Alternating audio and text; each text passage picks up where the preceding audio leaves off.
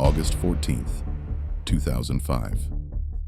On the screens at the Athens Air Traffic Control Center, a ghost, as if from another time, was gliding by.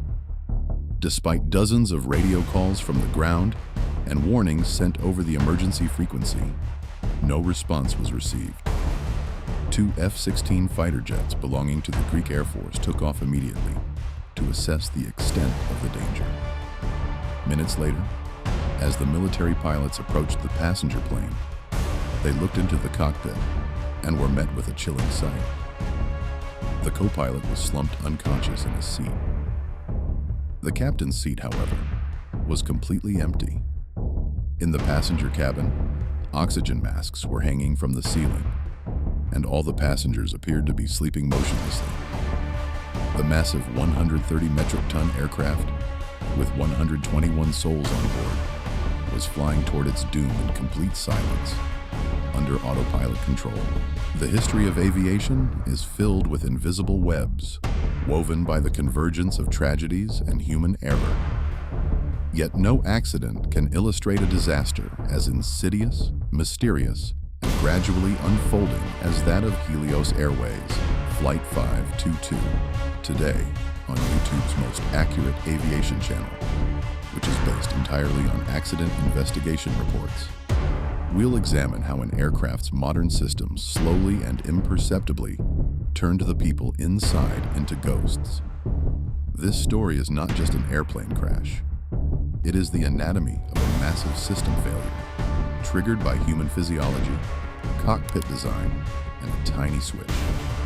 If you're ready, let's go back to Larnaca Airport, to those hot morning hours when the disaster began. It all began just a few hours before the plane's takeoff, in the darkness of night. The Boeing 737-300, operated by Helios Airways, had experienced a problem with the rear door seal on its previous flight. When the plane landed in Larnaca, ground technician Alan Irwin was assigned to test the cabin pressure seal. The technician entered the cockpit and, to force artificial air into the cabin while the aircraft's engines were off, set the cabin pressurization switch, located on the ceiling panel, to the manual position. The test was completed successfully. There was no leak. However, as technician Irwin finished his work and left the cockpit, he forgot a critical detail. He had not returned the switch to the automatic position. The aircraft, in a configuration where the systems could not automatically regulate the air pressure, began waiting for the flight crew scheduled to arrive that morning. Around 9 a.m., German Captain Hans-Jürgen Merten and Cypriot First Officer Pambos Karalambos entered the cockpit. Before them lay checklists consisting of dozens of items designed to ensure they flew the plane safely. According to the rules, before takeoff, they were supposed to verify that the small switch on the ceiling panel was in the auto position. However, in aviation, there is a deadly psychological phenomenon known as confirmation bias. The pilots assumed the switch was in its usual position. They quickly scanned the checklist and moved on.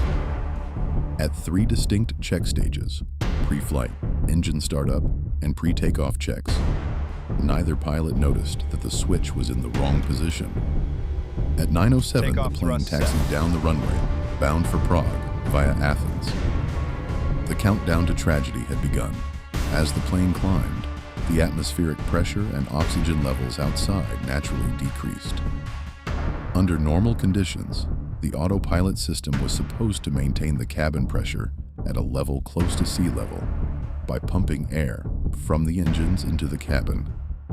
However, since the switch was set to manual, as the plane climbed, the cabin became just as airless as the outside. At 9:12, when the plane reached an altitude of 12,040 feet, a piercing alarm began to ring out in the cockpit, the cabin altitude alarm. This alarm was warning the pilots that the oxygen level in the cabin had dropped to a dangerous level. However, there was a critical engineering flaw, or design choice, in the Boeing 737-300 had a critical engineering flaw, or design choice. The alarm sound was exactly the same as the takeoff configuration alarm that activates on the ground. The pilots were thrown into complete confusion. Since they were already in the air, they assumed the alarm was a computer glitch and could not figure out what the real problem was. The captain established radio contact with the Helios Engineering Center on the ground. "The takeoff alarm is sounding. The cooling fans appear to be off," he said. The ground technician asked, "What's the status of the cabin pressure panel? Is it in the auto position?" The captain had already fallen into the insidious clutches of hypoxia, oxygen deprivation. A brain suffering from oxygen deprivation is the first organ to lose its ability to think rationally, and the person is completely unaware that they are deprived of oxygen. On the contrary, they feel great and slightly intoxicated. The captain completely ignored the technician's question about cabin pressure and asked, "Where are the ventilation fuses?" This was the last coherent sentence heard from the cockpit. When the plane passed 18,000 feet, the oxygen masks in the passenger cabin automatically dropped down. As the passengers panicked and put on their masks, the pilots in the cockpit had succumbed to the insidious enemy and were slowly losing consciousness in their seats. It was 9:37 a.m. Guided by the autopilot, the plane climbed to 34,000 feet, that is, approximately 10.5 kilometers, and leveled off. It had entered Athens airspace, but there was no communication over the radio.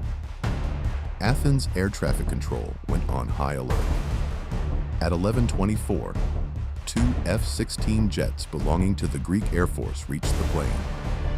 The lead pilot of the jets flew very close to the plane and looked inside the cockpit. Co-pilot Cheryl Mbaus was slumped motionless against the cockpit panel. The captain, meanwhile, was nowhere to be found. He had likely dropped to the floor to look for his oxygen mask and had fainted there.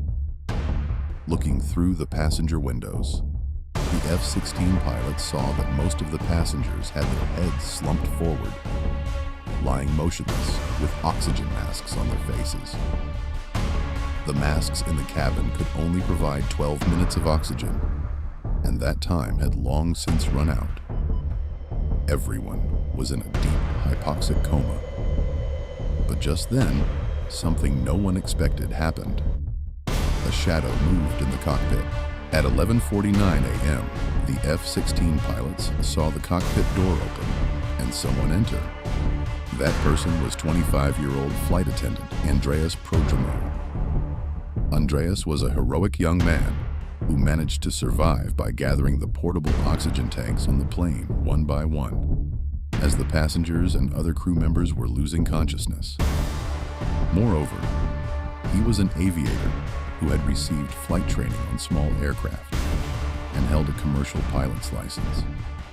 He managed to enter the cockpit door's code, and using his last breath of oxygen as he was about to lose consciousness, sat down in the captain's seat. He put on his headset and, in a trembling, weak voice, tried to shout over the radio, "Mayday! Mayday!" But his voice did not reach Athens. This was because the radio was still tuned to the old frequency used during takeoff from Larnaca, and Andreas, overcome by the extreme weakness and panic caused by hypoxia, had been unable to think to change the frequency. Andreas had only minutes to save the massive Boeing 737, but time ran out. At 11:50 a.m., the plane's left engine fell completely silent as the last drop of fuel ran out. The plane began to lose altitude rapidly. Andreas desperately waved his hand at the F-16 pilot, trying to keep the plane airborne. But at 12 p.m., the right engine also fell silent. There was no electricity, no power, and no hope. The massive 130 metric ton plane began to plummet rapidly toward the mountainous terrain of the town of Grammatiko, 40 kilometers north of Athens. At exactly 12:04 p.m., Helios Airways Flight 522 crashed into the mountainside, at a speed of 500 kilometers per hour. None of the 115 passengers and 6 crew members survived. Autopsies revealed the most painful truth. The passengers were actually alive, right up until the moment of impact, but they were in a deep coma, as if they had been asleep for months. They hadn't even felt the crash. The investigation conducted by the Greek Accident Investigation Board revealed that the sole cause of the accident was not simply the button that the ground technician forgot to press. In aviation, no accident is caused by a single factor. It is a Swiss cheese model. The holes aligned, the technician's error, the pilot's carelessness, Boeing's misleading alarm designs, which were all identical, and the insidious nature of hypoxia, all combined to cause this disaster. Following this crash, the cockpit alarm systems on all Boeing 737s worldwide were modified. Bright visual warning lights were added to the cockpit for cabin pressure alerts, and checklists were made much more stringent. Helios 522 went down in aviation history as a silent tragedy that taught the most lessons and once again proved that rules are written in blood. We have reached the end of the first episode of our documentary series, in which we examine the anatomy of accidents using real data. May your skies always be clear and safe. See you in the next episode.